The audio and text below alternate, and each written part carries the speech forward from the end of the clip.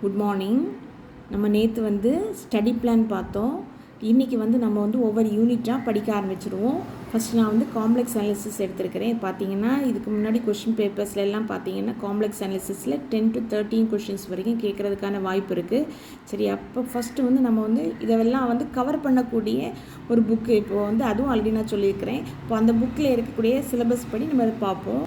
பார்த்தீங்கன்னா complex analysis Lars V Ahlfors book இதை எடுத்திருப்போம். இந்த புக்கில் பார்த்தீங்கன்னா நம்ம சிலபஸில் ஃபஸ்ட் என்ன இருக்குன்னா introduction to the concept of analytic function, limits and continuity, analytic functions, polynomials, rational functions, next elementary theory of power series,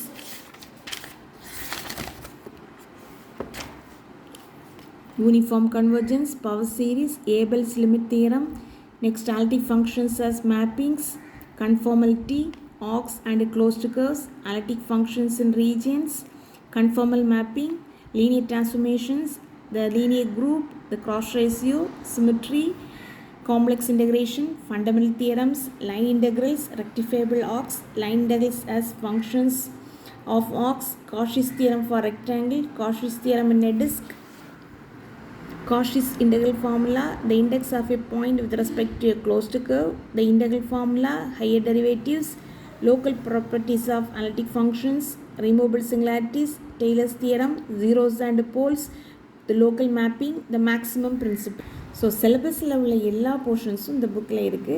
next இதை நம்ம எப்படி படிக்கலான்னு பார்த்தீங்கன்னா இதை வந்து நான் வந்து 3 தான் படிக்கிறேன். ஃபஸ்ட்டு பார்த்தீங்கன்னா இதில் உள்ள பேசிக் டெஃபினிஷன்ஸ் எல்லாமே நம்ம என்ன செய்கிறோம், ஃபஸ்ட்டு படிக்கிறோம்.